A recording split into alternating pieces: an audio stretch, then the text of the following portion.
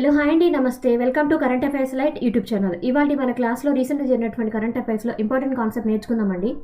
మీకు కనుక మా ఛానల్లో ఉన్నటువంటి వీడియోస్ అండ్ ఎక్స్ప్లెనేషన్ నచ్చినట్లయితే మా ఛానల్ లైక్ చేయండి, షేర్ చేయండి అండ్ సబ్స్క్రైబ్ చేయండి. Welcome to current affairs light YouTube channel. ఇవాళ మన ఫస్ట్ కాన్సెప్ట్ వచ్చేసి, సో ఇది ఒక కొత్త రకమైనటువంటి జీవి అనమాట. ఎక్కడ కనుగొనబడిందంటే ఒరిస్సా తీర ప్రాంతంలో కనుగొనబడినటువంటి ఒక జీవి. అండ్ దీనికి ఉన్నటువంటి స్పెషాలిటీ ఏంటంటే, ఈ కొత్తగా కనుగొనబడినటువంటి సముద్ర జీవి ఏదైతే ఉందో, మెరైన్ స్లగ్ అంటే సముద్ర జీవి అనమాట. సో సముద్ర జీవి ఏదైతే ఉందో దాని యొక్క పేరు అనేది మన ప్రెసిడెంట్ ద్రౌపది ముర్ము గారి పేరు అనేది పెట్టడం జరిగింది. అండ్ ఎక్కడ కనిపించిందంటే ఒడిషా తీర ప్రాంతంలో. అండ్ దీని యొక్క స్పెసిఫికేషన్ ఏ విధంగా ఉంది, ఫీచర్స్ ఏ విధంగా ఉందో మనం చూద్దాం. అండ్ ఈ యొక్క కొత్తగా కనుగొనబడినటువంటి సముద్ర జీవి ఏదైతే ఉందో దాని యొక్క పేరు అనేది మెలనోచెమ్లెస్ ద్రౌపది అనే పేరుతోటి ఇవ్వడం జరిగింది. ఏ విధంగా అంటే మన రాష్ట్రపతి అయినటువంటి ద్రౌపది ముర్ము గారి పేరు మీదుగా దీని యొక్క పేరు అనేది పెట్టడం జరిగింది. అండ్ ఇది ఏ విధంగా ఉంటుంది చూడడానికి, సో దీని కలర్ వచ్చేసి బ్రౌనిష్ బ్లాక్ కలర్తో ఉంటుంది. అండ్ దాని మీద రూబీ సైజ్, అంటే మనకి రూబీ సైజులో ఉండేటువంటి ఎర్ర చుక్కలు అనేవి దీని మీద ఉండడం జరిగింది.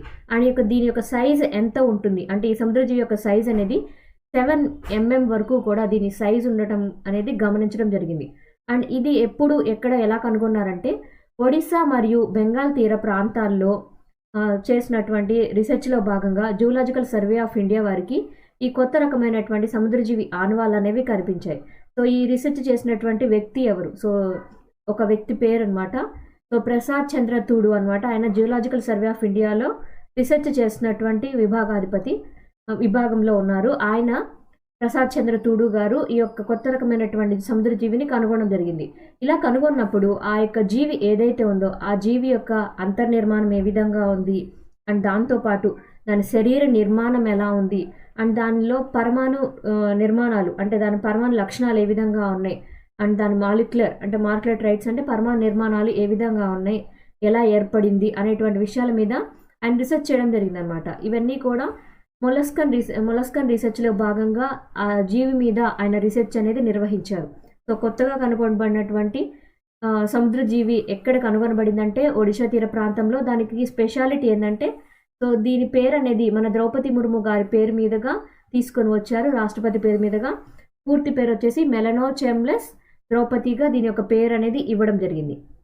నెక్స్ట్ కాన్సెప్ట్, సో ఐఎన్ఎస్వి తరణి అనమాట. సో ఐఎన్ఎస్వి తరణి అనేది ఒక షిప్ లాంటిది అనమాట. సో దీని ద్వారా మనకి ఇక్కడ ఉన్నటువంటి కాన్సెప్ట్ ఏంటంటే, మన దేశంలో ఉమెన్ ఎవరైతే ఉన్నారో అంటే సెయిలర్స్ అనమాట, ఇండియన్ నేవీలో ఉన్నటువంటి సెయిలర్స్, అంటే వీళ్ళు సైనికులు కాదు, గస్తీ తిరగడం లాగా కాకుండా అక్కడ సముద్రయానంలో ఉండేటువంటి ఆడవాళ్ళు అనమాట. సో సముద్రయానంలో కూడా మన ఇండియన్ నేవీ తరపున ఉంటారు. So Indian naval sailing vessel ఏదైతే ఉందో దాని తరణిగా ఉన్నటువంటి వెసల్ ఈస్ నథింగ్ బట్ ఒక చిన్న మరబోట్ లాంటిది అనమాట. ఈ మరబోటుని వాళ్ళు సముద్రయానానికి వినియోగిస్తూ ఉంటారు. సో సముద్రయానం అన్నప్పుడు ఇక్కడ ఏ విధంగా అంటే, వాళ్ళు సాహసయాత్రలాగా అండ్ మన దేశంకి ప్రపంచం చుట్టూ యాత్రలు నిర్వహించే విధంగా చేస్తూ ఉంటారు అనమాట. సో ఇది ఎందుకు న్యూస్లో వచ్చిందంటే, రీసెంట్గా లెఫ్టినెంట్ కమాండర్ అయినటువంటి దిల్నా కే గారు, అండ్ ఈమె కూడా లెఫ్టినెంట్ అనమాట, లెఫ్టినెంట్ కమాండర్ అయినటువంటి రూపా ఏ, వీళ్ళిద్దరూ కలిసి ఇండియన్ నేవల్ సెయిలింగ్ వెజల్ అయినటువంటి అంటే ఒక షిప్ అయినటువంటి తరణితోటి గోవా నుండి మారిషస్కి ఒక ట్రిప్ అనేది ప్లాన్ చేశారనమాట. సో ఈ యొక్క మొత్తం ట్రిప్ ఏదైతే ఉందో నథింగ్ బట్ ఇక్కడ సముద్రయానం ఏదైతే ఉందో అది ఎందుకోసం అంటే, రాబోయే టైంలో వాళ్ళు ఈ ఇయర్ ఎండింగ్ లోపల ఒకసారి ప్రపంచ సముద్ర యాత్ర అనేది చేయడానికి ఇది ఒక ముందు అడుగుగా వాళ్ళు భావిస్తున్నారు అనమాట. రీసెంట్గా అయితే 2.5 సంవత్సరాల నుంచి కూడా కొంతమంది నేవీలో ఉన్నటువంటి ఆఫీసర్స్ ఎవరైతే ఉన్నారో వాళ్ళందరికీ కూడా ఈ సముద్రయానం మీద వాళ్ళకి శిక్షణ కార్యక్రమాలను నిర్వహిస్తున్నారు అనమాట. ఎస్పెషల్లీ సముద్రయానం చేసేటప్పుడు ఏ విధంగా ఉండాలి, హెల్త్ ఏ విధంగా కాపాడుకోవాలి, లేదా ఎటువంటి పరిస్థితుల్లో ఏ విధంగా ఉండాలి అనేటువంటి విషయాల మీద అవగాహన తర్ఫీదు ఇవ్వడం అనేది జరుగుతుంది. అండ్ ఈ తర్ఫీదులో భాగంగా మారిషస్, రియోకి అండ్ అంటే రియో నుంచి మళ్ళీ క్యాప్టౌన్ దాకా వెళ్ళడం జరిగింది. అండ్ దాంతోపాటు గోవా నుంచి పోర్ట్ బ్లేయర్ వరకు కూడా వాళ్ళు యొక్క ప్రయాణాన్ని ఒకసారి పరీక్షగా అంటే నిర్వహించడం జరిగింది. కొన్నిసార్లు అక్కడి నుంచి అక్కడికి ప్రయాణించడం అనేది జరిగిందనమాట.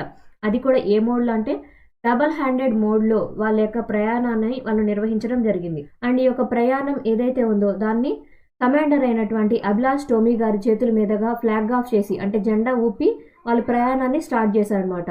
అండ్ ఇక్కడ ఆయన నియర్లీ 6 నెలల పాటు ఈ యొక్క ఇద్దరు ఆడవాళ్ళు ఎవరైతే ఉన్నారో వాళ్ళకి ఆయన శిక్షణా తరగతులు అనేవి నిర్వహించడం జరిగింది. అంటే ఎస్పెషల్లీ సముద్రయానం చేయడం కోసం శిక్షణా తరగతులు అనేవి ఆయన ఏర్పాటు చేసి నేర్పించారనమాట. సో ఆయన మన దేశం యొక్క నావీ పరంగా అత్యద్భుతమైనటువంటి అడ్వెంచర్స్ చేయడంలో ఒక ఘనమైన దిట్ట అనమాట. సో రీసెంట్గా అయితే ఆయన ఒక 2 సార్లు సైలింగ్ బోట్లపై నాన్ స్టాప్గా ప్రపంచం మొత్తం కూడా తిరిగి వచ్చినటువంటి ఒక యాచ్మెన్, నథింగ్ బట్ ఒక చిన్న పడవ ద్వారా ఆయన ప్రపంచాన్ని మొత్తం తిరిగి వచ్చారు. అందుకే ఆయన అభిలాష్ టోమీ గారి చేతుల మీదుగా ఇక్కడ కొంతమంది మహిళా సిబ్బంది ఎవరైతే ఉంటారో లెఫ్టినెంట్ కమాండర్ అయినటువంటి దిల్నా కే గారికి అండ్ రూపాయే, ఇంకా వాళ్ళతో పాటు కొంతమంది మహిళలకి కూడా తర్ఫీద్ అనేది ఇవ్వడం జరిగింది. అండ్ ఈ విధంగా చేయడం వల్ల అంటే ఇట్లా ఆడవాళ్ళే సెయిలింగ్ చేసుకుంటూ, ఆడవాళ్ళే నౌకాయానం నిర్వహిస్తూ ప్రపంచాన్ని చుట్టి రావాలి. ఇట్లాంటివి చేస్తే ఏమవుతుందంటే, సో మనకున్నటువంటి సాంప్రదాయకంగా పురుషాధిపత్య గవర్నమెంట్ మనకి ప్రపంచంలో ఏ విధంగా ఉంటుందంటే పురుషులే ఘనం అన్నట్టుగా ఉంటుంది. సో అటువంటి రంగాలన్నిట్లో కూడా లింగ సమానత్వం అండ్ ఇట్లా ఇండియన్ నావల్ వెజల్స్ పరంగా ఆడవాళ్ళే వెళ్తున్నారంటే సో ఆడవాళ్ళు కూడా ఈ పని చేయగలరు అని నావీలో కూడా ఆడవాళ్ళు రావడం జరుగుతుంది. ఇంకా ప్రోత్సహించినట్టు అవుతుందన్నమాట. ఆడవాళ్ళని కూడా అన్ని రంగాల్లో ప్రోత్సహించడానికి ఇలాంటి సముద్రయానం అనేది ఒక గొప్ప సూచికగా మనకు కనబడబోతుంది. సో ఫ్రాన్స్లో అనమాట, ఫ్రాన్స్లో అబార్షన్ కాన్స్టిట్యూషనల్ రైట్స్ ఏవైతే ఉంటాయో ఆ బిల్లుని ఆమోదించడం జరిగిందనమాట. సో బిల్లును ఆమోదించడం ఏంటంటే, ఇక్కడ ఫ్రాన్స్ యొక్క సెనెట్ ఏదైతే ఉందో, అంటే అక్కడ ఉన్నటువంటి చట్టసభలో అసెంబ్లీ ఏదైతే ఉందో అక్కడ ఈ కాన్స్టిట్యూషనలైజ్ అబార్షన్ రైట్స్ అనేది ఒక చట్టబద్ధత అనేది కల్పించడం జరిగింది. అంటే ఏ విధంగా అంటే ఆ విధంగా అబార్షన్ అనేది చేయడానికి లేదు. ఖచ్చితంగా ఆరోగ్యకరమైన సమస్యలు ఉంటేనే అబార్షన్ చేయడం, లేదా అబార్షన్ చేయాలంటే ఖచ్చితంగా గవర్నమెంట్ నుంచి అనుమతి తీసుకోవడం అనేది కంపల్సరీ అనమాట. అంటే రాజ్యాంగం నుంచి చట్టబద్ధత అనేది కల్పించబడింది అబార్షన్ రైట్స్ కోసం. అండ్ దీని ద్వారా ఏంటంటే ఎవరు కూడా తప్పు చేయడానికి వీలు లేకుండా అంటే అక్కడ జీవిని కాపాడమే, అంటే అక్కడ ఉన్నటువంటి పిండాన్ని కాపాడమే అబార్షన్ రైట్స్ అంటే. ఇక్కడ కూడా తప్పు జరగకుండా కాపాడడం కోసం అబార్షన్ రైట్స్ అనేవి తీసుకొని వచ్చి వాటికి కూడా రాజ్యాంగ భద్రత అనేది కల్పించడం జరిగింది. ఏ దేశంలో ఈ విధంగా చేశారంటే ఫ్రాన్స్ దేశంలో కల్పించడం జరిగిందనమాట. సో ఆ దేశం యొక్క నేషనల్ అసెంబ్లీ ఏదైతే ఉందో ఆ అసెంబ్లీలో ఆల్రెడీ ఈ యొక్క బిల్లు అంటే కాన్స్టిట్యూషనల్ రైట్ బిల్లు ఏదైతే ఉందో అబార్షన్ హక్కుల కోసం బిల్లు, దాన్ని జనవరిలో ప్రవేశపెట్టారు. అండ్ అక్కడ ఉన్నటువంటి జాయింట్ పార్లమెంటరీ సెషన్లో ఈ యొక్క బిల్ ఏదైతే ఉందో దాన్ని నియర్లీ 3/5 మెజారిటీ ద్వారా దాన్ని ఫైనలైజ్ చేయడం జరుగుతుంది. అండ్ ప్రెసిడెంట్ ఇమ్మాన్యుయల్ మ్యాక్రోన్ గారు ఆల్రెడీ ఈ యొక్క అబార్షన్ రైట్స్కి సంబంధించినటువంటి డేటా అండ్ బిల్ ఏదైతే ఉందో దాన్ని ఆమోద ముద్ర అనేది ఇచ్చారనమాట. అంటే మ్యాక్సిమం ఆయన దానికి ఇస్తున్నట్లుగా, ఆమోదం చేస్తున్నట్లుగా దాన్ని ఖచ్చితంగా తీసుకొస్తామని ఆయన తెలపడం జరిగిందనమాట. సో ఈ యొక్క పార్లమెంటరీ ఓటింగ్ ద్వారా కంపల్సరీగా యొక్క ఫ్రాన్స్ దేశంలో ఇక మీదట అబార్షన్ రైట్స్కి చట్టబద్ధత అండ్ రాజ్యాంగ భద్రత అనేది కల్పించడం జరిగింది. Thank you for watching my video. మీకు కనుక నా వీడియో అండ్ ఎక్స్ప్లెనేషన్ నచ్చినట్లయితే నా వీడియోస్ లైక్ చేయండి, షేర్ చేయండి అండ్ సబ్స్క్రైబ్ చేయండి. మీకు నా వీడియోస్ ఏ విధంగా అనిపిస్తున్నాయో నాకు కామెంట్ సెక్షన్లో తెలియజేయండి. Thank you for watching my video. Thank you.